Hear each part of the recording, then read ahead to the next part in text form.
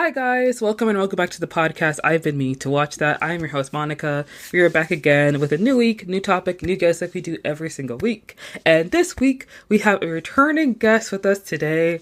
Now, if you've seen the title of the podcast, you already know I had to bring my guest back on because this is his expertise. This is his arena. This is his area. This is what he does. So if you are a big Doctor Who fan, I already know you're subscribed to his channel. So I want you guys to please welcome me and please join me in welcoming our very esteemed guest, Harbo Wholmes, aka Harvey. Yay! Hello, yes, I am back again. Yes, and yes, Doctor Who is my thing. Mm-hmm. Thank you so much for returning to the podcast. Yeah, no, happily, especially because we're gearing up to have another Doctor Who season, so just makes sense, doesn't it? Yes, guys, we're going to be talking about Doctor Who Series 14, Ncuti Gatwa's first season as the Doctor. But before we dive into Doctor Who and all that entails, we're going to get into our first segment, which is Media Mania, where we talk about entertainment news, new releases, and one new release that I'm very, very, very excited for is Andor Season 2. I honestly cannot wait because it has been years since Andor was released on Disney Plus, and now it is coming back. It's going to be releasing April 22nd, so everybody mark that on your calendars. Which is my birthday, by the way. Oh! So it's a birthday present. So. Happy early birthday! That's awesome. Thank you. Yeah, when I saw that, I was like, okay, well, perfect. So. I know I'm doing it on my birthday. Yes. Were you a huge fan of Andor when it came out, Harvey? Oh, absolutely. Yeah. No, I loved Andor. I've been recently quite burnt out by Star Wars over the last couple of years, but Andor I was just absolutely hooked on. It was great. And it was quite funny because when it was announced, I was like, who cares about this one random side character? Who wants a whole show about him? And then it came out and I was like, okay, fair play. They made it really good. It's like the best thing that Star Wars has put out in the last 15 years. So, I'm very excited for season 2. Yeah, I felt the same way because a lot of Star Wars shows when they were coming out, it's all about these random or important Star Wars characters like Obi-Wan and Ahsoka, and then Andor, and then of course you're thinking to yourself some of these people, I would like to see them have their own TV show, but some of these people are not that important, or they would have shows they had the show for one the Mandalorian, not me forgetting his name, crap. No, okay, one of the Mandalorian, he was a important guy, and now I forget his name. Fett? Boba Fett, yes. Wow. Yeah. How can I not remember that? Yes. The Book of Boba Fett. And the thing is, I like the Book of Boba Fett, but then they started interpersing the Mandalorian plot into the Book of Boba Fett, and it's no. I'm not watching The Mandalorian. I'm watching Boba Fett. So it would feel like homework at times where you have to watch this show to see what this show is talking about, and then watch this show so you can get ready for the next season of that other show. But Andor, being a self-contained series, honestly stood out on its own. It was a pretty strong show. Yeah. And it's not the thing I love the most about it is it's not a Star Wars show. It's just a TV show that's set in the Star Wars universe. Because I feel like I tell a story to anyone, but when I went to Star Wars Celebration a couple of years ago, we went to the making of Andor panel with Tony Gilroy and Diego Luna and a couple of other cast and crew were on there. And the way Gilroy would talk about it was instead of saying things like, oh, we were planning the speeder chase, he'd be like, when we were planning the motorbike chase, or something like that. He just doesn't think of it as Star Wars because he's not a Star Wars fan. He just basically wrote it as a legitimate, just normal show in our own world. And then just the Star Wars stuff kind of got mixed in here and there. And I think that's why it's the most compelling and interesting show, because it doesn't try to be a Star Wars show. It just tries to be a good show. Yeah, I 100% agree with you on that, and I like that because I think it simplifies the show. Because if there are people who are watching it and they don't know Star Wars, they don't have to do homework. They can just kind of jump into it and enjoy the story for what it is. Yeah, you don't need to know who's Salacious Crumb and why is he here? Who's Max Rebo and why is his band so important and things like that. You don't need to. Yeah, you could just sit back and enjoy the show because you don't have to watch Rogue One before watching the show. I mean, you can No, if you want to know who Cassian is, but like, I mean, if anything, it's better to watch Rogue One afterwards, yeah, especially because season two's leading right into Rogue One, apparently. So, yeah, yeah, and I think season two is also starting with a time jump, like 2 years before yeah, the war.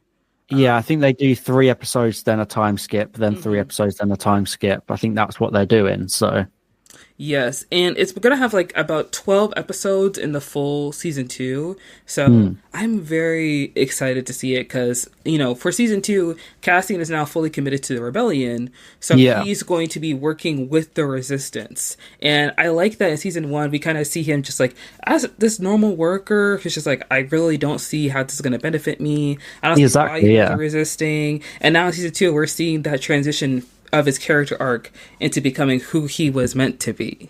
yeah. Yeah. Yeah, it's really cool to kind of see that, especially because if you have seen Rogue One first and you're watching this prequel, you'll obviously see those things show up more and more of him becoming more committed. Hmm. Like, because season one, it's like, oh, okay, he's very disillusioned about it. He's quite selfish. He just doesn't really care about fighting back until he faces things himself, and he's like, Yeah. okay, well now I want to fight back because I've experienced that Hmm. tyranny firsthand, and now I realize the importance. So Yeah. yeah, it was a really good arc in season one, and yeah, I'm excited to see where season two goes with it. Yes. And I'm so excited to see like all the cameos because I loved Rogue One when it came out. I thought it was a really great movie, and I have rewatched it every so often. Hmm. So getting to see a lot of the people who were in Rogue One be in like Andor season two is going to be a Yeah, very special treat for me. I'm so excited, and also this is going to heal my heartbreak from The Acolyte being canceled because I actually really like that show. I watched it. It No, go was ahead. like middling. Mm, Like I didn't think it was like the worst thing ever. Like, yeah. oh, this thing's terrible, or whatever. But then at the same time, I didn't think it was like this hidden gem, like underrated genius project. I thought it was just like a middling Star Wars show that had like some decent ideas, Mm, like fumbled the others. But yeah, it was very much like a battleground online. And I was just like, in Marcy, I was like, I don't think it's like good or bad enough to even deserve all this like stuff. It's just middling to me. But yeah. yeah, it did seem quite illuminating that they were so willing to cancel that, and like when they've really stuck with some other things that have been had a similar reputation. Mm. So yeah, it was quite strange that they were just so quick to cancel it. Yeah, I mean, I enjoyed it for what it was. I do agree with you. It wasn't like the best Star Wars show, but I feel like I was just mainly happy because Manny Jacinto, who's from The Good Place, is like one of my favorite actors, and Mm, I thought he was really good in the show. And I was yeah. just like, I need him in more things. Like, this is so good. Like, this is amazing. I loved how his character like worked in the show, and I feel like Andor, such an awesome show. Like character Yeah, driven yeah. narratives, that is my shit. And when you focus more on like the rebels rather than like the Jedi, it makes it Mm, feel like more of a grounded story. So I could see why like the Acolyte, not everybody was like really into it because like sometimes when you do shows that dive deeper into like the Jedi lore, it gets yeah. into like the wibbly wobbly stuff about time about Star Wars that people are like, but is this canon? And it's like, well, we can discuss that, but I feel like I have love in my heart for both Andor and Mm, Acolyte, but I am honestly I'm a bit more excited for Andor yeah. than I was for the Acolyte. Yeah, and obviously Andor has the next Doctor Who companion Hmm. in it, so that's always one of those things. Like usually when you get like a Doctor Who actor or companion cast, I'm like, well, I've never seen anything they've been in, but for once I was like, oh, okay, I have actually seen something that she's been in, and it's Right. like one of my favorite shows of all time. So Hmm. that's a good thing. Yeah, but I am so excited for Andor season two. I can't wait for it to come out. And the next piece of news I did want to dive into because everybody has been talking about this. I think on my For You page, people have been talking about it a lot, so I did want to get your thoughts on it. Mm, So recently, the well known Russo brothers did an interview with the Hollywood Reporter talking about their most successful Marvel films, discussing their journey into indie filmmaking, becoming Hollywood powerhouses, all those things. And essentially, it's kind of like a retrospective interview on their early career, their Marvel success, post-Marvel career and everything. Now, that is not what people are discussing. What people are discussing is the fact that they brought up some very interesting points in the interview. First thing they brought up was their positive stance on AI in filmmaking. Joe Russo admitted to using AI for voice modulation in his newest film, The Electric State. And he said that it's something any 10-year-old could do after watching a TikTok video. So that was a very interesting thing to say. That's not a good thing. Not a good thing. And he also faced backlash for his comments on Harvey Weinstein. And he blamed Harvey Weinstein for the trend of mainstream movies not winning Oscars. And he said that he vilified mainstream movies to champion the art films he pushed for Oscar campaigns, which is an interesting thing to say. Very interesting. But I wanted to get your thoughts on that, Harvey. Did you read that? What do you think about this? Like, what are your thoughts? Yeah. So I'd seen like you always get like Twitter posts. They'll take like an article and they'll like just post like one line, like quotes from it or whatever, like sound bites basically. And then 90% of the time people don't actually like read the article. And I'd seen the quotes. I hadn't actually read the article. So I'm just skimming through it now. And yeah, that thing, it's just like, I feel like it's just, I understand, like, in a vague sense, that it can be useful in some applications, because obviously there's AI and then there's like generative AI. There's different types. Like obviously you get things where it's AI that help, like Magic Eraser in Photoshop is an AI tool, for example. That's very helpful. But then it's like, it's a little bit different to then get like ChatGPT to write a whole movie for you, or to start throwing in AI generated images and things like that. Because then it's like, what work are you actually doing here?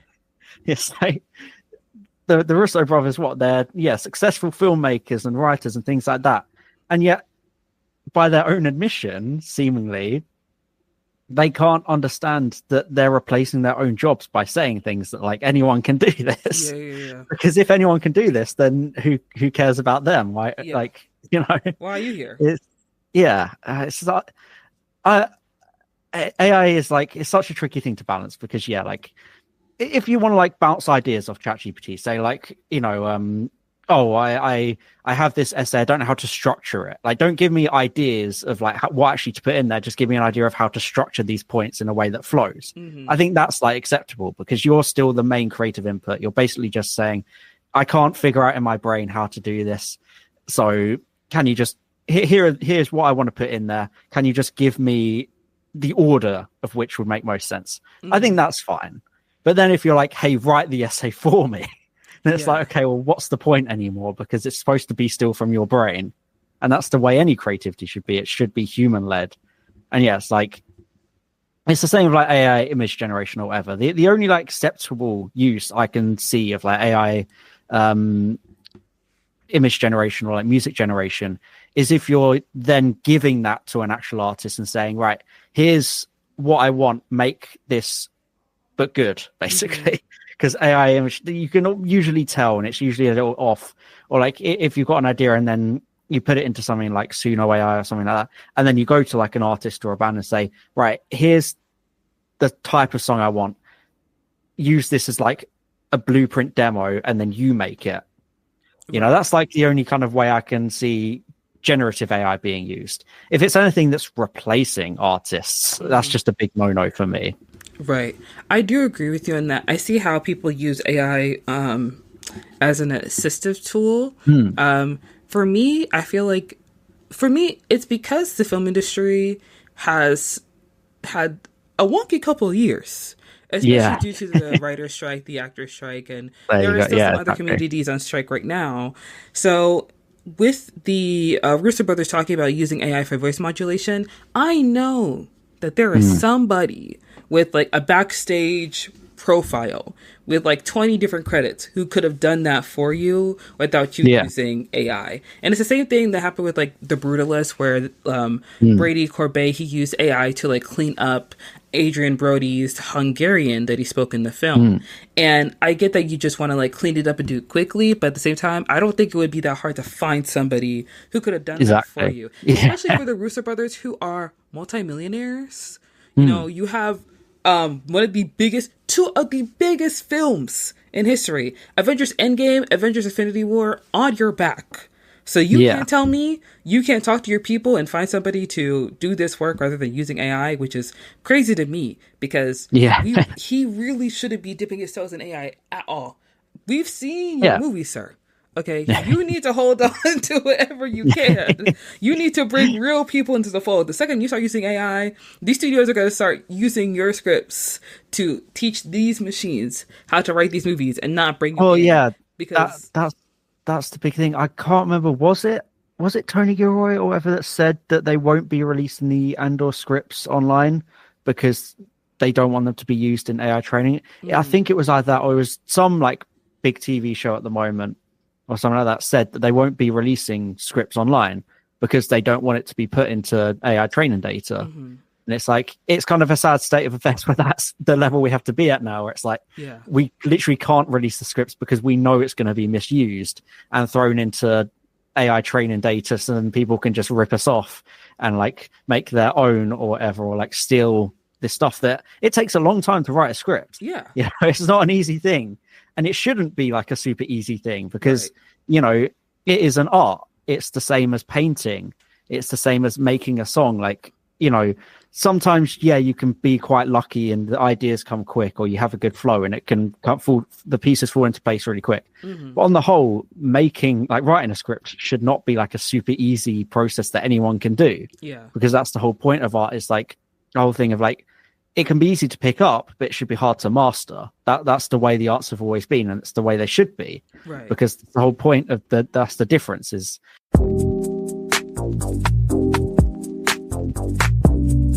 If everyone is like Vincent van Gogh or Beethoven, it's like they're not really like special anymore. Because the whole point of the reason we remember those names and we don't remember like hundreds of other artists from their same period is because they were like the most culturally relevant, like best ones that we now recognize. But it's, if you give everyone the exact same mastery for no input, then it's just going to lead to so many like people just lazily throwing things together.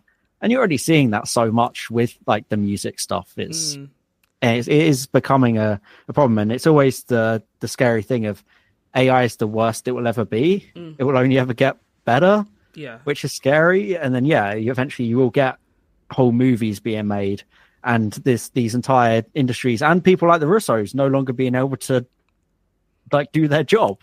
So it's just weird that they're shooting themselves in the foot with this kind of stuff. You're absolutely right, because that reminds me of a video I saw by this YouTuber, Drew Gooden, and he was talking about AI. He was talking about how like art, like you said, is something that has to be mastered. Like through trial and error, you make things better, but it has to take practice. You have to take time. You have to put effort into it. And a lot of times, big corporations and studios, they don't want to wait. They don't want to take the time. They don't want the effort. They want something now. They want something quick. Which is why they rely so heavily on like sequels and prequels and like, you know, all these big budget films, because if you spend so much time trying to, you know, create a solid idea that you don't really know is going to do well, then you're kind of putting your money into something that like you could lose out on. So they want something that they're sure of. And if they can just take all the scripts of the best movies ever made and then ask AI to write a script similar to it, they just hope and pray that someone will go see that movie and that they will make back the money that they spent on this, because they know they're going to save money using an AI tool rather than hiring a real person to like take however long it takes to write a script and then direct it and have people like actually act in it. You know, they're all just trying to like cut costs to meet their own bottom line and line their own pockets. That's why David Zaslav, he's cutting out the animation department on Max, because animation takes so long. You have to draw. You know, it takes forever to make like an animated show, an animated movie, and like they want their profits to be assured. Like they want 100% sure. Like, I'm going to make $100 million at the box office off of this movie. I want it 100% certain. If I don't get that 100% certainty, then we're not going to do it. I might as well just get my tax write-off and screw everyone Exactly. else. Yeah. It's it's such a mess right now. On every level of like the industry, everything is a mess. Yeah, it's very disappointing to see the Russo brothers talk about AI, because I really feel like they should stay far away from it, as they should, Yeah. because It's like, it's not going to oh, help I was them. just about to say, in the article, they do say that artists always have to remain in control of, Right. but I don't know. It's even more than it's like they're not really. I don't think they're really condemning it enough. Like, I feel like when you have that much power and influence, you should probably be a bit more outspoken against something like Yeah. AI, Mhm. especially when, like I said, it's threatening their own jobs. You Mhm. think they say, "Oh, yeah, AI is bad. We don't want to use that." Like, but then we're saying it's like, "Oh, it's potentially really good as long as artists are in control." But it's like, how in control do you mean? Like, For something like AI, if it has the potential to take your jobs, you can't give it any wiggle room, I guess, so mm, to speak. You're right. You have to be like, you have to have a firm stance on it. You can't just be yeah, like wishy washy. And it's clear you're trying to be wishy washy because like some studios are like, they're willing to bite the bullet on backlash from certain people online mm, if it means that they may see return in that yeah, investment. Because I think the newest Paddington movie is going to use AI.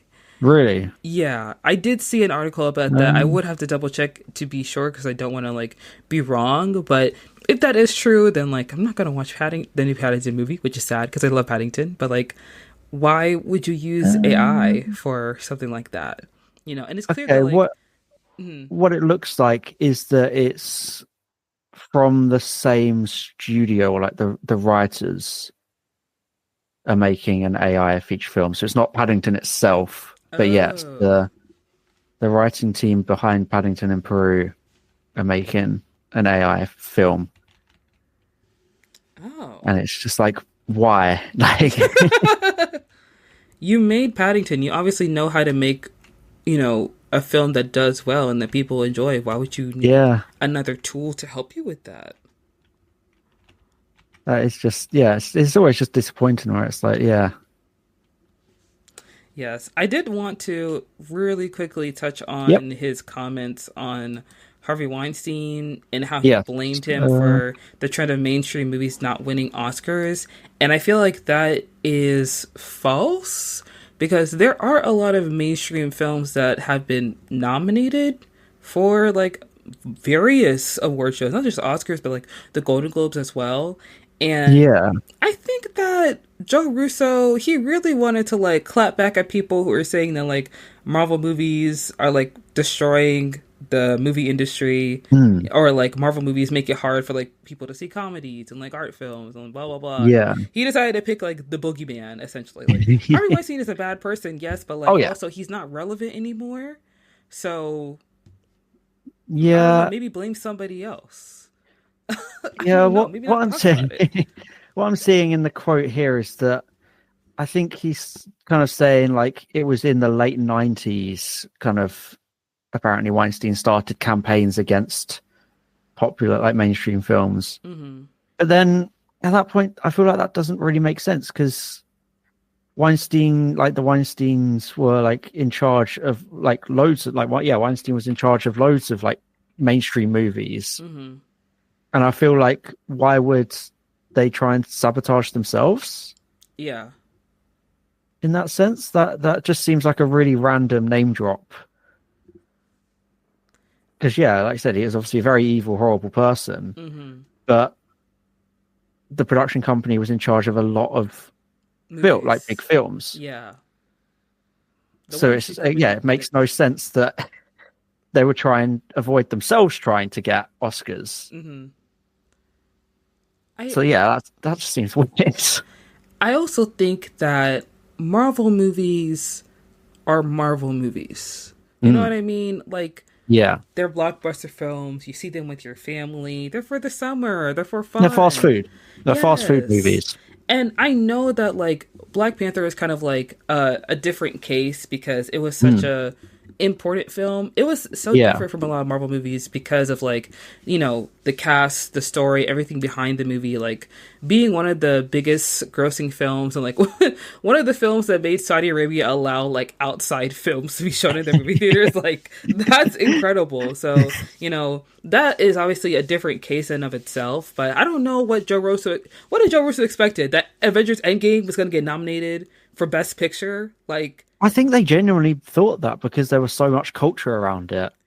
Like, I genuinely think a lot of people were expecting Endgame to win a bunch of like awards. why? And I understand like that there is this idea that like a film that big not even being like I don't even think it was like even nominated for like many big awards or things like that. And it's I understand there is a cultural debate there. Okay, well it got a nomination for visual effects. Mm-hmm. And it's like, okay, that makes sense. Like, but visual effects production awards are what most big action films get nominated for. Like even Top Gun Maverick got a nomination for like visual effects or something like that. It's like, but it's the thing of like when you actually then look like, because there is like this weird whole thing of like superhero movies or like those big action movies. They make so much money, they have a huge cultural impact, but then a lot of the time they are like judged that they're not considered for like awards or whatever. But then you look at what was considered for Best Picture in 2019 or 2020, whatever year it would have been in. It's like Parasite won, and then the runners up were Ford versus Ferrari, The Irishman, Jojo Rabbit, Joker, Little Women, Marriage Story, 1917, and Once Upon a Time in Hollywood. And you just think is like a lot of those they're more artistic movies. They're more like not interesting, but do you know what I mean? That there's more like range and depth there because the Oscars are voted on by an academy, like of like a group of people. Mm-hmm.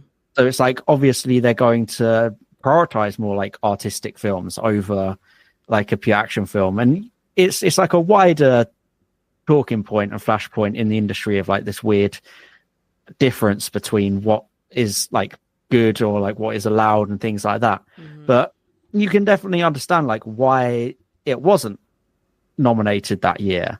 Yeah.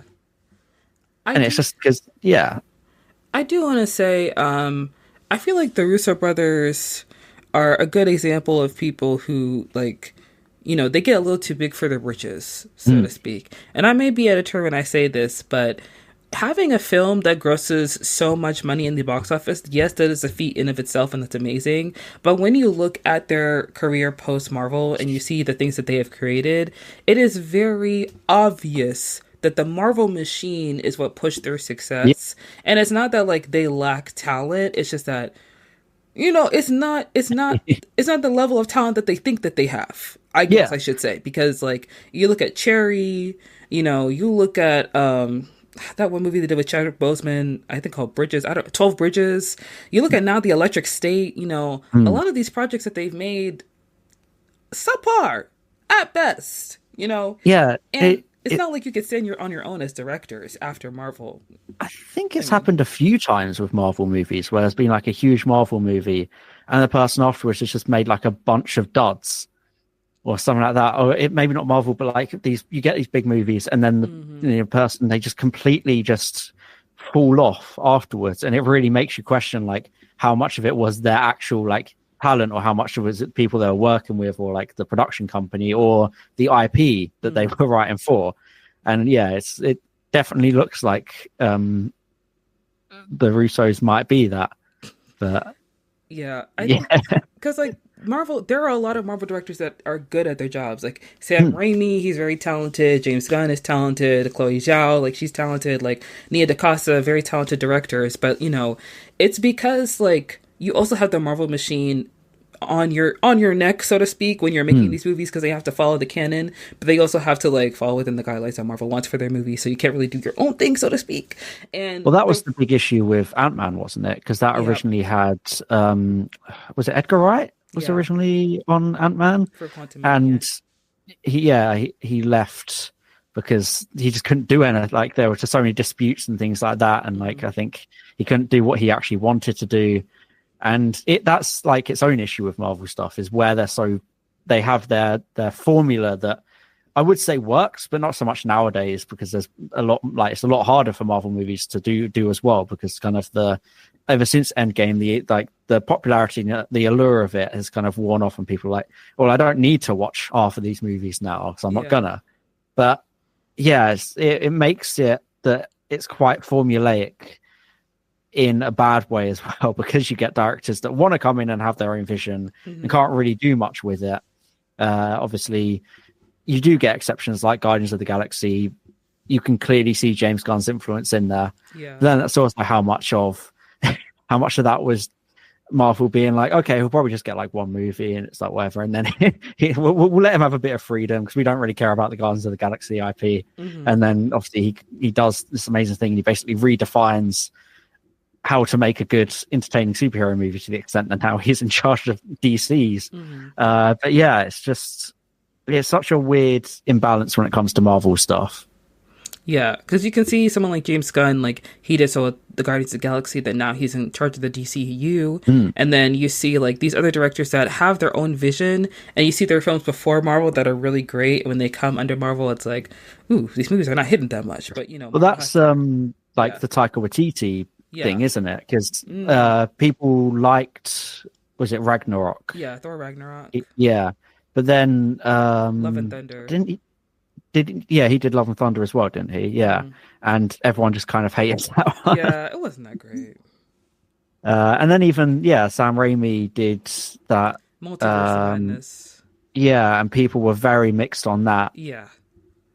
And it's just this weird thing of just it just seems like I don't know who would want to touch Marvel at the moment, because it just seems like it's such a weird thing to say, because you go back 10 years, it was like the biggest thing on the planet. But nowadays, like, if you're a big name director, you don't want to get stuck within those like very corporate, very sanitized limitations of like, well, here's the flow chart of what works, so here's what you have to do. And then at the same time, it's like, it's also a risk of it just not doing very well at all. Yeah. So it's just like, at the moment, I don't know why big name directors would want to go on to do a Marvel movie at this point anyway, because it's like, well, I'm already established, so I don't need to risk it. Right. And that's true, because like, it doesn't have the same allure as it did like 10 years ago or so. And it's kind of, I don't know, like the Russo brothers, your best movie is a Marvel film, and then like established and like notably talented directors that come under Marvel, their movies are not doing that good. Yeah. It says something about your expertise, you know? Yeah. It says something. And what that says is not good. So maybe we should just, promote our cute little movie and be glad that we got that check, Yeah. Yes. But guys, that's going to wrap up Media Mania. So we're going to dive right in to talking about Doctor Who Series 14. For those who definitely know, because they're listening to this episode, you obviously have watched Series 14.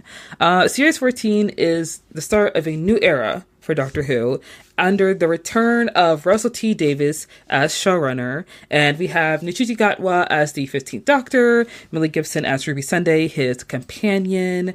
So Series 14 started off with quite the hitch when it first landed on Disney Plus for global streaming. It had an increased budget, return of a beloved showrunner to Doctor Who. And this really brought in a new, moment for Doctor Who, as Russell T Davies was looking to make someone more emotional as a doctor and hoping to introduce, new arcs into the Doctor Who universe. And this was following the 60th anniversary specials that, brought the return of David Tennant as the 14th Doctor, and then we brought in Ncuti Gatwa as our 15th Doctor now.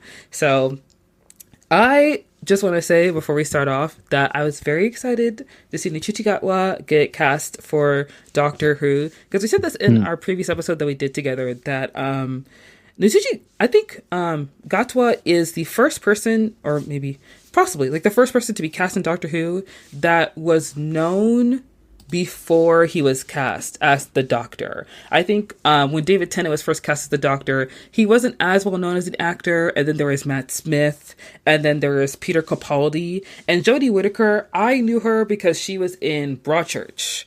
But Nchuti Gatwa, because of the popularity of Sex Education as a show on Netflix, and then also him being cast in Barbie, he was already kind of recognizable to a younger audience. So I'd say maybe he was more internationally known, because a lot of the time, kind of in the UK, we kind of somewhat know actors like obviously David Tennant has been in Casanova just before Doctor Who, which was like popular. I think it was like a 3-part miniseries, and obviously he was in Harry Potter. That's true. And like Peter Davison, he'd been in a successful show like just before he got cast. But on the whole, they're usually kind of like not well-known names. But then Gatwa was in Sex Education, and that was like a really huge Netflix show, like a really culturally important international show.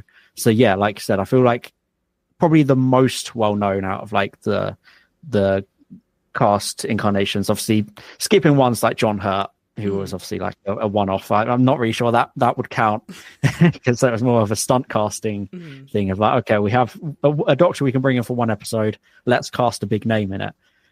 So ignoring John Hurt, I'd say Gatwa is probably like the one that had a nice cultural footprint before. And it's kind of become an issue now because a lot of people are expecting him to leave after the next season because he's very in demand. Yeah. And he's a very up and coming actor. A lot of people are saying, like, thinking that, okay, he probably won't want to stick with Doctor Who for too long.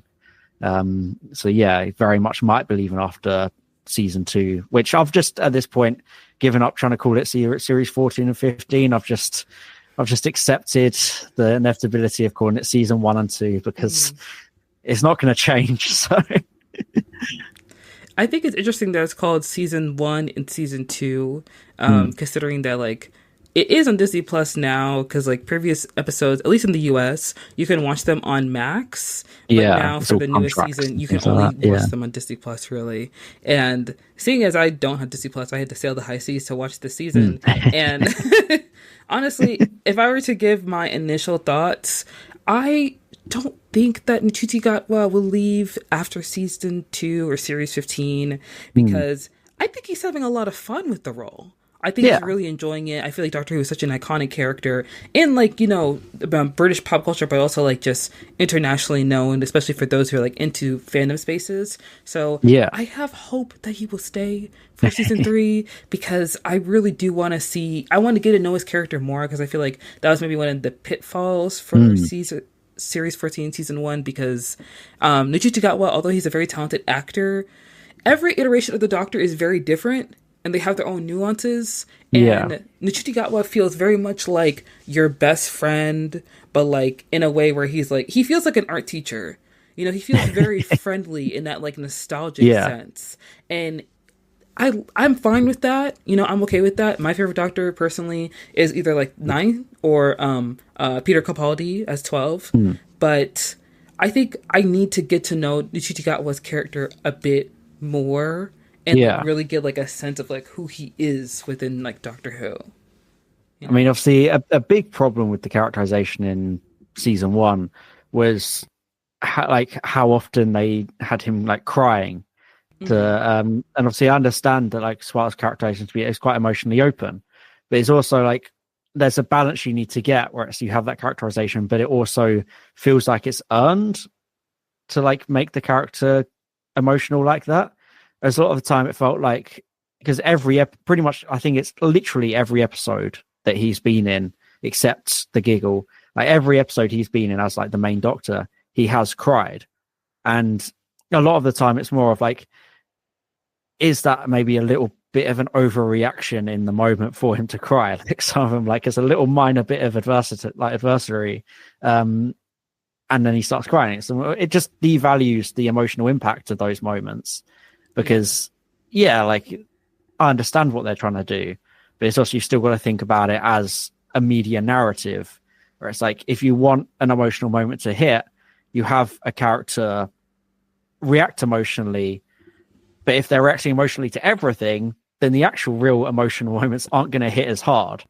So I think that's a big pitfall they've had with his character, where he's it's just too quick to try and like force the emotion out of a moment by being like, look, he's crying, isn't it sad? It's been like, I'm not sure he should be crying at the moment, realistically. Like, yeah, because when you think about the emotional moments that have happened in Doctor Who, there are a lot of them. I don't remember exactly which season this was, but there was one season where David Tennant was a doctor, and it felt like every episode was a gut punch. I could hardly get through that series. I was watching it, I was like, oh my gosh, I'm going through it right now. And through this season, it doesn't feel the same because it feels very like light and cheery and like a little corny, but like in a good way, not in a bad way, but like in a way where it's like, oh, this is like very sweet and wholesome. And seeing him cry, you know, at the end of almost every episode. Also, he's not crying. It's like a one singular tear down his cheek. It's like the artistic crying. It's like, and the light no one ever cries like that.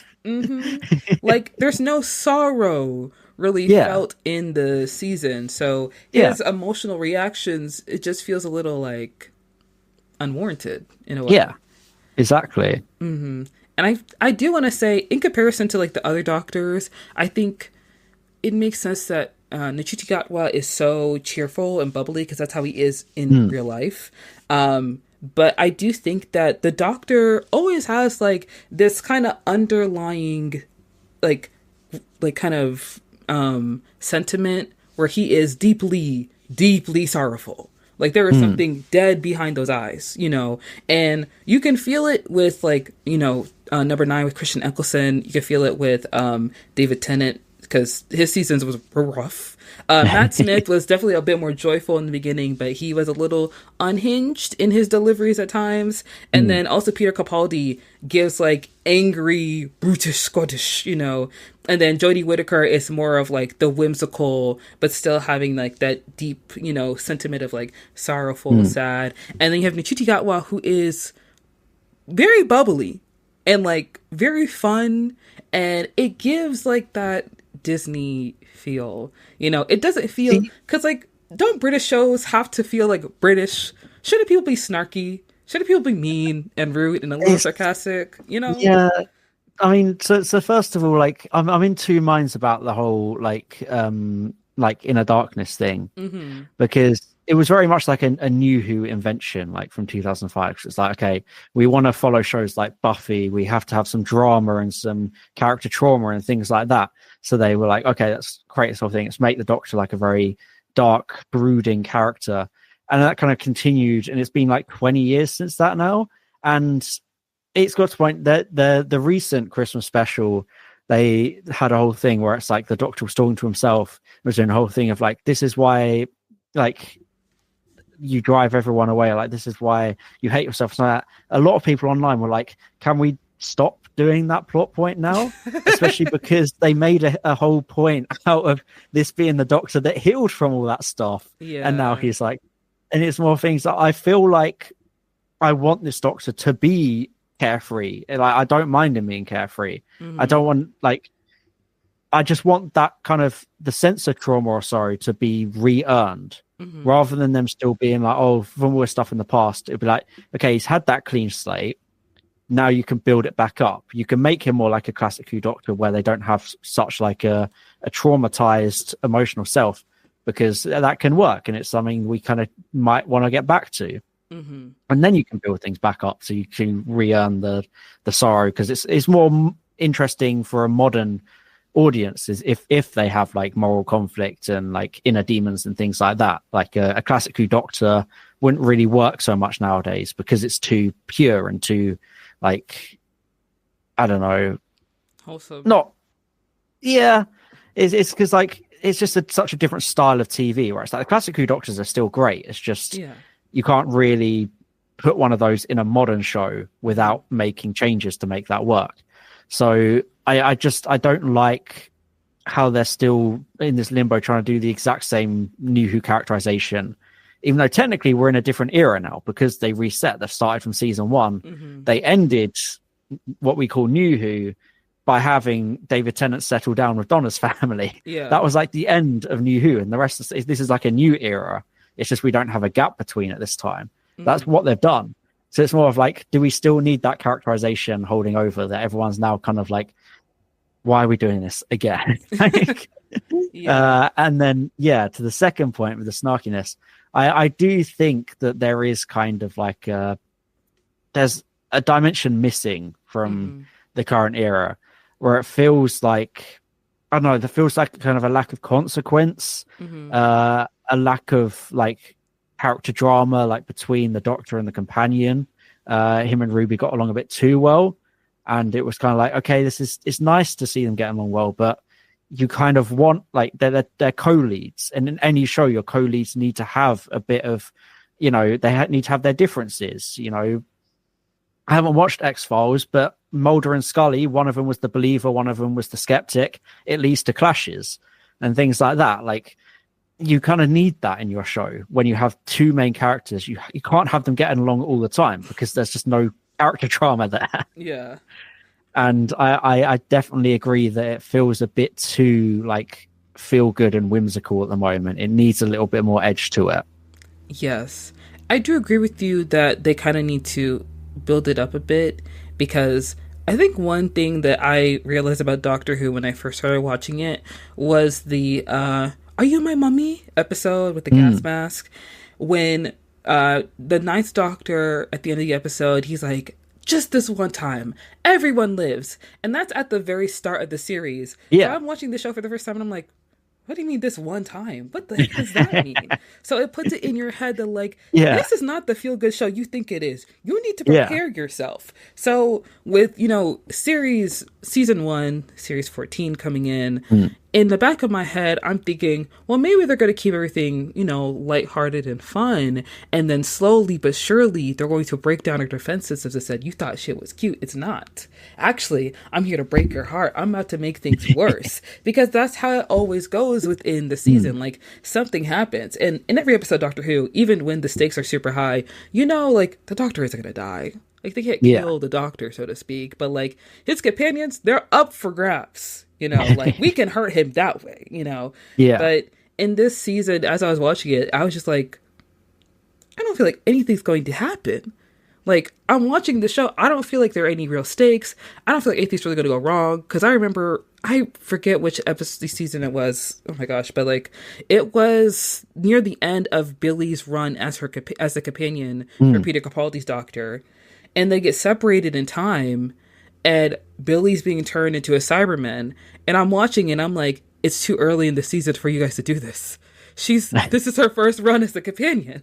You can't make her into a Cyberman. This isn't fair. And guess what happened? She got turned into a fucking Cyberman. And I was enjoying the season, and it was like, this is so sad. And now this series, I don't feel that same, like, fear, I guess. Like, I don't feel like it's going to happen. I mean, I feel like for me, it's never about, like, will the Doctor or the companion die or anything like that. Because obviously, I understand, just from basic media stuff, the 90% of the time, like, it will be at the end of the series that anything dramatic does happen. But I still feel like it's more of like, okay, well, how do they escape? Like, how do they manage to do this? So for me, it's never really about the stakes, but it's more of like, what are the consequences? Like, if something really big and major happens, how does that affect the characters going forward in kind of how they're characterized? And it's like the only real episode in season 1 that I felt like had like proper like emotion and stuff and like a sense of like personal stakes and like left you profound was Dot and Bubble, because of the ending where the Doctor faces racism from these people that would rather go off and die than allow him to save them. And I felt, okay, this is a really interesting thing to do. And it just has no real lasting effect. It doesn't, they basically just forget about it afterwards. And it doesn't really like come up again. It doesn't affect how the Doctor approaches trying to save other people or how he approaches any kind of situation. It's just kind of forgotten about after that moment. It's like, it's such a shame that they had such a powerful, emotional, really well written gut punch of an ending like that, and then didn't do anything with it. Yeah. And I feel like that should have a lasting effect on the characters. And it just feels like nothing in season 1 really progresses anything of their characters. It doesn't help that they only have 8 episodes, because, you look at the earlier series. They have like 12 episodes or 13 episodes and a Christmas special. And it's like, okay, that's a lot of ground to cover. You can really see how the characters evolve over that time. Like you can see Rose becoming more like independent, and then in series 2 you can see her becoming a bit cocky, and both her and the Doctor think they're invincible, and then turns out they're not. That kind of thing. It's those character arcs. When you only have 8 episodes, that's almost literally half the amount of time. Like, and you can't really do much interesting with the characters there. So we didn't really get Ruby evolving as a character. We didn't really get the Doctor evolving as a character. We didn't really get their relationship deepening or evolving. And then by the end, he just kind of kicks her out. And it's like, oh, okay, that's kind of sudden. Like she's like, I still want to travel. And it's like, okay, we've seen companions balance their lives before. But he's like, nope, you've got your family now. Bye, just leave. And it's like, okay, all right. Like, yeah, I think I do agree with you on that. I did like Dot and Bubble as an episode. And you're right, it doesn't feel like anything that happens in series 14 has a lasting impact on the Doctor or Ruby as characters. And I really don't know how else to say this, but I feel like Russell T Davies and like the whole going to Disney for like the premiere platform now to watch Doctor Who kind of killed it, because Disney and Hulu are kind of like in collaboration in like the shows that they stream. Shows on Hulu are more adult and mature in nature, but like those are through like different properties. And Disney shows have to have a certain kind of like story to tell. So if you have a show like Doctor Who that has to go under Disney now, there are certain things that are not going to, continue on in the story. So like some of the endings feel very underwhelming. Some of the storylines feel kind of bland. And it feels like I'm just watching it episode by episode, and I'm watching like the adventures of the Doctor and Ruby, and it's like, oh, this is fun, but like, nothing really changes that much. And I feel like I want the Doctor to have like a little more grit, in this season. That's why I would appreciate a little bit more. Yeah, no, I definitely agree with that sentiment there. But I think there's a bit of a misconception as to how much control Disney have over it, because they don't officially have any creative control. They're just there for distribution and like a bit of funding. There was they made notes on Church on Ruby Road, and that's why they added a scene early on. So yeah, they remounted the scene while they were filming season 1 and put that into the special. But Disney don't really have like that much control that they can change like the tone. But what I think might be the case is that Davis is sitting there trying to plan and write, and he's thinking, we want to keep Disney as this co-production. So it's probably more of like kind of not that Disney have control, but that Davis wants to write it in a way that Disney will see and be like, okay, we like the way the show is being written and it's appealing to our audience base. And it's more of, yes, it's no actual control, but more of just Davis has given them a sense of psychological control by wanting to appeal to them and the way they mount their shows. I also just think he's kind of off base with how he's like approaching the show and how he's writing the show. I don't want to say he's like washed up or bad. Like I think that's a bit harsh to say something so extreme like that. But I do think it's missing what made his first era so unique and so special.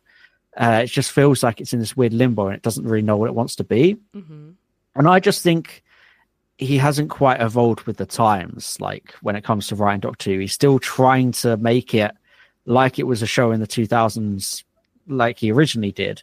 And it just doesn't really work with like the reduced episode count or like the characterization. It's like this weird thing of trying to be still Buffy the Vampire Slayer, but also trying to be Black Mirror sometimes. It's like you can't be both. They're such different shows, and yet still trying to mix both.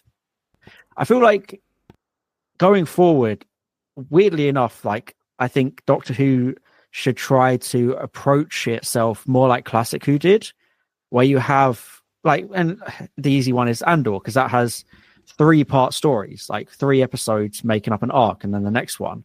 I think Doctor Who would benefit from something like that, where you have kind of like, three part stories, maybe an hour, or maybe you go complete classic Who route, you have them half an hour with cliffhangers, and it kind of makes up a large thing.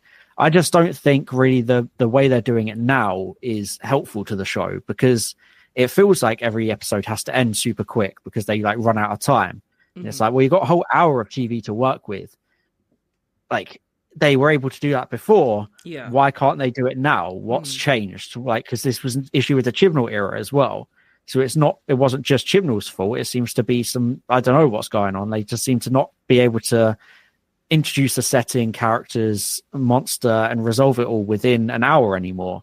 And yeah, I just think it might benefit from reducing the episode length, but then making more as like wider stories. It's hard to explain.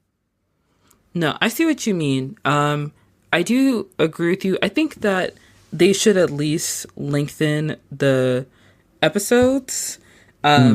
I don't understand why now when shows are being released, they only release in like 10 episodes, 8 episodes. When you have to tell a story, you have to like establish like the characters, the setting, motivations, and then, you kind of bring in your big bad. Yeah. And I agree with you that it seems like RTD is still writing for like 2009, it feels like. And you are right in saying that like the show, like Doctor Who, should be a little bit more like Andor, and I remember your video that you did when you're talking about how like Doctor Who can't make new monsters, and you're right, because there are already so many monsters within the Doctor Who canon. Like, we don't have to use the Daleks every episode. That's fine, but like sometimes when you're introducing new monsters into the canon, when you already have like all these other like monsters there, you just utilize the ones that already exist within the canon. Like, that's perfectly fine. I don't think anybody will have a problem with that. And I also feel like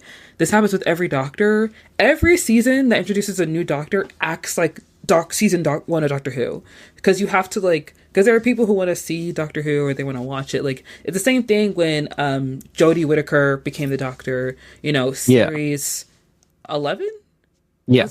Series 11, it kind of acted like season 1 of Doctor Who, because there are people who are watching Doctor Who for the first time, or people are picking up Doctor Who again that want to see the season with the female Doctor. And now with Nishiji Gatwa as the first Black Doctor on Disney Plus, people are going to start watching Doctor Who because they like Nishiji Gatwa, they want to see what it is. So it's like season 1, even though it's being named season 1, but it's basically series 14. So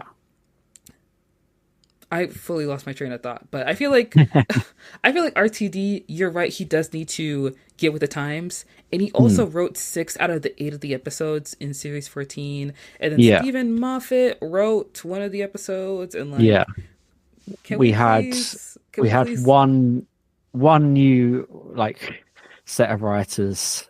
It has already been confirmed though that we've got like, I think half of season 2 is being written by like completely different people from Davis. I think he's just handling like the finale and like 2 episodes in the series. So it's a step up where it's not just, we don't just have one new writer basically. Like, so that's good. And I do think that announcing Russell T Davies as the showrunner for series 14, I feel like this is not a surprise, because like if you're going to bring someone who used to write for Doctor Who back for the new season, it was possible that they were going to kind of like revert to their like old writing habits, which is what a lot of people felt, or a lot of people like assume was going to happen when he was announced as a new showrunner. I understand why they did it, I get it, but at the same time, because Doctor Who is such a behemoth and there are so many like talented writers out there, you could have brought in someone new who could have like, brought some new ideas to Doctor Who. And it's the same thing with Troy Gilroy and Andor, because he's not a Star Wars fan. He doesn't really know the Star Wars like lore, but he created Andor as such an amazing self-contained story, and people really enjoy it. And it still kind of fits within the Star Wars canon, but in of itself, it's kind of like this own TV show you can watch where you don't know anything about Star Wars. And series 14, it's not that, because it is a continuation, obviously, of Doctor Who, but like we're kind of just seeing Doctor Who kind of paddle along, do his little adventures, and then there are no stakes, there are no risks, there's no real development. Like, you know, him and Yeah. Ruby, like they're very cute together as like a companion, as a doctor, but I don't know. Like, I don't know how to feel about Ruby, because we already have another companion that's coming for series 16 that they announced, that I feel like is a bit premature since season 2 hasn't even aired yet. But, you know. No. So the new companion Yeah. is for series 15. Oh. Setu. Yeah, they haven't even got the go ahead for season 3 or series 16 yet. Okay. Disney needs season 2 to go out first before they make the decision. Right. But yeah, also going back second, there is this like common misconception that kind of like Doctor Who just went to Davis for safety, but it's more of the fact it was the other way around. Like there was literally no one else that wanted the job, basically. Oh. Like when the show was at the end of Power of the Doctor, like Chris Chibnall wrote that regeneration open-ended because he didn't know that anyone was taking it back up. There was literally no expectation it would continue. Oh. And then Davis came back to basically be like, well, I want to keep the show going, so I'll come back and keep it going. So that's why kind of we have this like bittersweet pill at the moment where it's like, okay, we have the show still going, but it's under Davis, who is taking it in this direction that a lot of people don't like and are not really vibing with and things like that.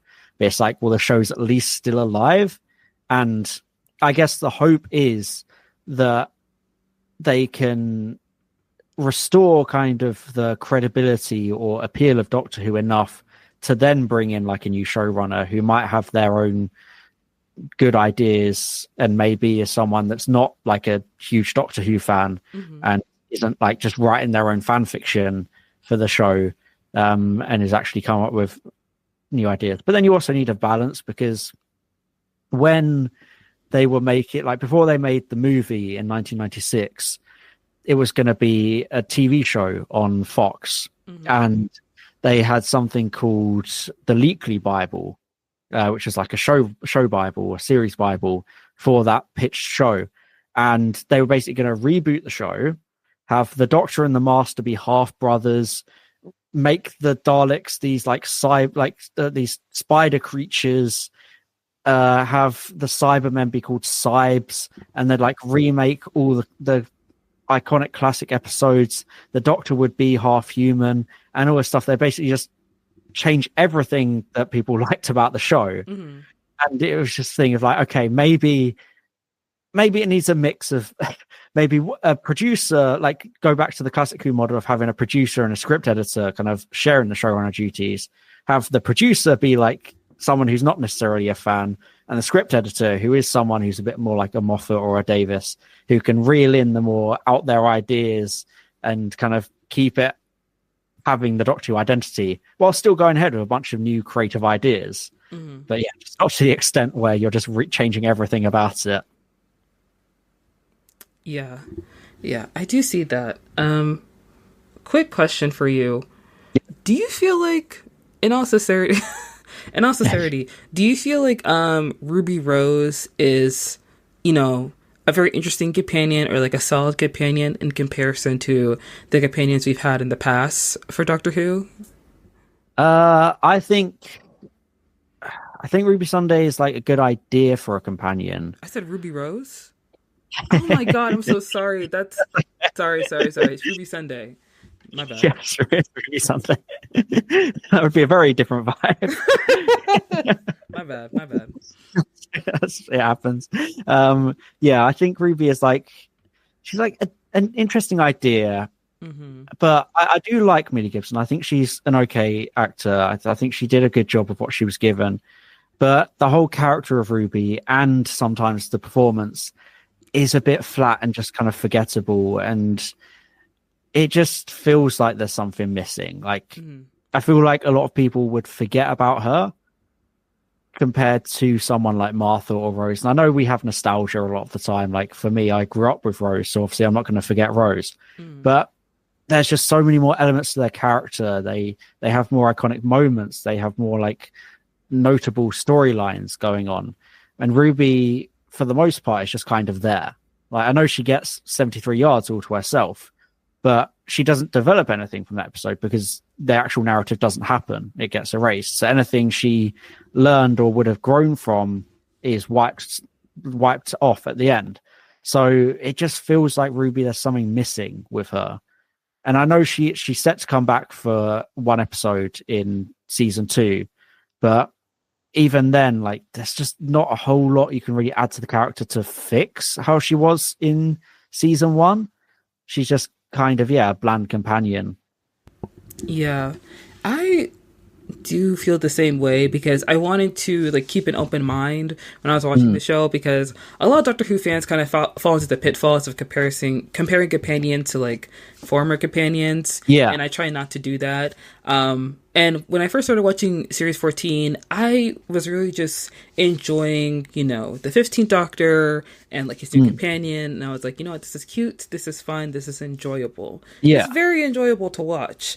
But, obviously as the series goes on, Ruby doesn't feel like former companions because there's a reason why people like different companions. A lot of people like Rose because, like you said, Rose is very nostalgic. You grew up with her, but also Rose is very bold. Besides like, Bad Wolf being introduced, Rose herself was a very interesting character. And then, you have Martha, who like initially was in love with the Doctor, but still like did her own thing and then like kind of left on her own accord, which is very different from what other companions have done. Donna is a lot older as a companion, but she's so funny. She's so sassy, she's so hilarious. Like, there are a number of different reasons why you like different companions. And with Ruby Sunday, she's very pretty and she's very nice. And then that's about it. Yeah. No, it's literally, it's one of those things. It's like you look at each companion and you can think of like a quick summary of like who they are, like a couple of words to be like, okay, well, they've got this and this and this. But like you said, when it comes to Ruby, it's like so surface level. It's like, it's like, okay, it's pretty, she is like a nice, kind person, but that's basically every companion anyway. Like the other ones have more things. Like Rose, she has that boldness, she has the kind of the argumentative, like she has the chaviness is like a big part of her character. She's got that low street smarts, like that London council estate everyday person vibe. And then like, Martha, she's a nurse, so she's very much like, well, she's a trainee doctor. Sorry, I got confused with Farada Setti's character, Belinda, who is a nurse, which is, yes, people do draw like kind of comedic comparisons, being like, okay, he's just doing the same thing again. But I don't believe that. It's just fun to think. But like Martha, she's a trainee doctor, so she always tries to kind of help people if she sees them injured and things like that. And then Donna, she's like, again, argumentative, she's witty, snarky, she banters and all these things. Like Amy, she's like flirty, she's like strong-willed, and just all these different things. And then I feel like you get to Ruby and it's a real struggle to figure out who she is as a person, like on a character level. And it makes me feel like in general, like where Doctor Who feels this kind of wider blandness, where it's like you can watch it, it's watchable, but I feel like it's that same kind of Marvel sense where it's fast food TV, where it's like you watch it, you don't really think about it. It's just like acceptable, where it's like that's not really what Doctor Who should be. Doctor Who should always be pushing you to think about things, or like have like a really out there crazy wild monster. Like even the people even remember the Absorber Law, for better or for worse, they remember him.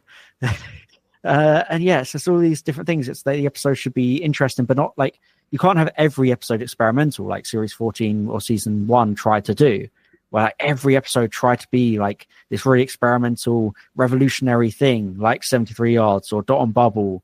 And it's like they did too much of that, where it's the stories themselves are trying to be high concept, yet the characters within them are surface level fast food TV characters. And it's just a complete mismatch between what the characters should be like in these stories.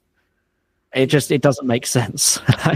And you're right, because if you have the characters with a lot of depth and, you see their faults, you see their flaws, when you bring in these high concepts for these episodes, it just elevates the show even more. Yeah, and it's why the Capaldi era worked so well with 12 and Clara, because they mixed high concept with the high concept characters, where you saw all these flaws in the Doctor, you saw these flaws in Clara, you saw how their toxic relationship became like the storyline and the defining thing about their partnership. And that's why you need to combine, like, you need to have both the characters and the genre of the actual episodes match. Yeah. It kind of felt like when I was watching the show, Series 14, it felt like it was David Tennant's Doctor when he like first became the Doctor, and then it was Clara. Like, that's how I felt about their, pairing. And I was really watching and I was like, but I don't feel the same, like, I know, like, he's the heel Doctor, he's happy, he's optimistic, he's easygoing and all that, but, like, I was still waiting for the other shoe to drop, so to speak. Yeah. Because you can only have so much, like, cheerfulness going on until, like, something happens. And yes, like, there are some moments in the show that are very tense, and, it kind of touches on that sentiment. But for the majority of the series, it did feel like they were trying to do, like, these high concepts, these very interesting ideas, but the endings wrap up very easily and very quickly. So you have this really huge setup with this really big letdown, and then you have, like, the characters at the helm of each story, the Doctor and the companion, who, act like they're best friends. But because there's no conflict, there's no tension, there's no real depth to their characters, they're just kind of like there doing their adventures, and we're all just watching this happen, and it just feels like every episode is kind of like it falls into the same problems each time, so you're just kind of waiting for it to like resolve itself, and it doesn't. But it's one thing I'm looking forward to in season 2 or series 15, which is obviously right around the corner now. It looks like it's a little bit more balanced, and Belinda as a character, from what we've seen, seems to be one that's going to clash with the Doctor a bit more. I've seen clips and trailers where it seems like it's a whole thing of she wants to get home and he can't get her home yet. It's one of those classic Doctor Who things of she's kind of an unwilling traveler, at least for a little bit. And that immediately adds a sense of like, okay, there's character dynamics here. They're not like best friends straight away. They have this period of they're getting to know each other, and they have clashes and things like that. And then it looks like the stories themselves, they're still trying to maybe be a little bit high concept. Maybe you got the episode 2 is, they've already said this, it's not a spoiler. Episode 2 is all about like a rubber hose animation cartoon character realizes he's in a movie and, presumably becomes a psychotic villain from that, from what it seems like. So it's you still have high concept, but it also now seems like the characters might match that a bit better because their dynamics and their writing seems to have changed. And maybe that's because we've got other writers now handling episodes, or maybe it's just because they just needed season 1 to kind of get back in the groove of things. I'm not quite sure, but I'm really confident in season 2 that it's going to be significantly better. Yeah.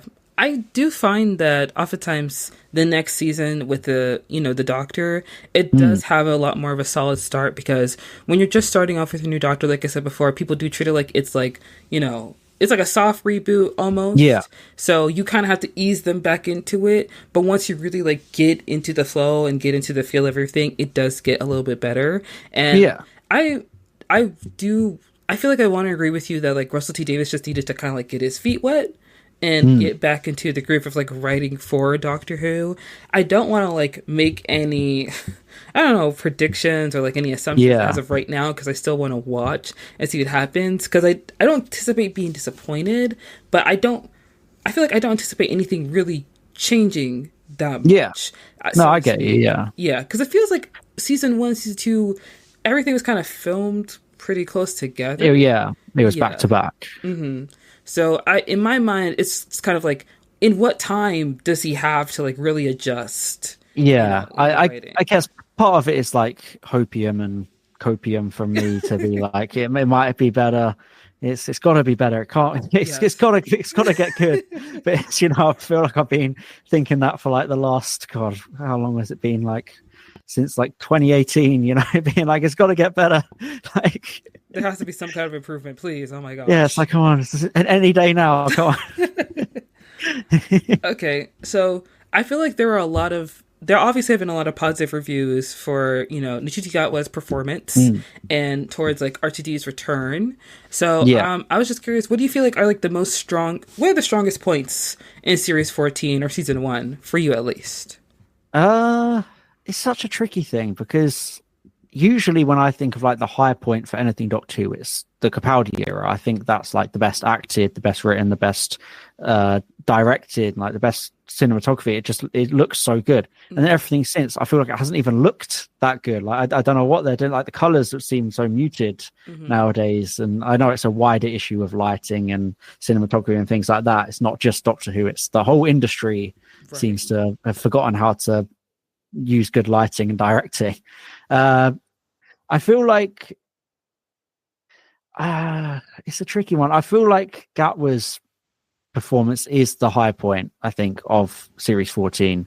I think he feels very much like the Doctor. Like it's a tricky thing to try and be like the Doctor, because a lot of people seem to act like it's quite easy to be this character, because it's like, oh well, the character's different each regeneration, so you can kind of be whatever. It's like you still have to have the underlying core, like authority and things like that. And that's why I feel like the writers in the 13th Doctor era never quite got it right. She never really felt like she had enough like authority, or she never really felt powerful as a character. She was always quite passive. And I feel like they've managed to somewhat change that about the 15th Doctor. Maybe not enough yet, because he still had a lot of other people saving the day for him. He still had a lot of those, like we mentioned towards the start, a lot of those unearned emotional moments. Yeah. But I think he's very much an exciting take on the Doctor. He's very fun and enjoyable to watch. It's just hoping he gets better material to work with. Yeah, I do agree with you that Ncuti Gatwa's performance was really good. And I think for me personally, this may be not the strongest point, but like a lot of the reviews that I read about Doctor Who talk a lot about Ncuti Gatwa's performance. And although like he is a significant part of what's good of Doctor Who, sometimes this happens a lot in movies. When the script isn't that good or that solid, you have to put in like a strong actor to kind of like lift it up a bit and just hope that people will like it. And I don't want to say that's what happened, but that's what it feels like is happening at times. Yeah. And he's elevating a lot of the stories. Yeah. And, you're right. Like, people think that it's easy to play the Doctor, but when you watch Doctor Who, that's not an easy job. Like, that is a very difficult, complex character to take on. And I think that the Doctor was kind of like written to fit Ncuti Gatwa more, like as his like outside persona that we see him as someone who's very bubbly and bright, and like the Doctor that we see now in series 14 is very reflective of that. And that's not a bad thing, because I think that like they kind of do adjust that for every actor, but I do think that him having other people solve the day for him takes away from the Doctor's appeal, because every time you watch the Doctor, something goes wrong, who do you call? Whenever like, the Doctor, like a planet's in danger, an alien species about to get wiped out, there's a mysterious monster on the ship, who is about to show up? It's the Doctor. So for having like other people save the day, I understand like it kind of falls into like, I think the sentiment in this season is like humans are just as powerful as the Doctor, humans are just as remarkable, which is something that the Doctor has said, but that's kind of like a background thought. Like the Doctor is the guy. The Doctor is the person. Exactly. So having the Doctor now in season 14 not really be like that guy that you call, it feels like you're kind of undermining his authority in a way. And I do agree with you that like with Jodie Whittaker's Doctor, although I liked her run, there were times where she was a bit more passive. and like didn't really have that like authority. Like you're right, Peter Capaldi, like his run, a lot of his seasons were really good and really solid because when he walked into a room, of course he automatically like commands attention. Yeah, exactly. Yeah, like Matt Smith, he's like quirky and he's like, a little funny, but like he still like is able to, stir fear into villains' hearts because he had like that range. David Tennant, Kristen Eccleston's the same thing, and with Nchiti Gatwa, he feels like the best friend.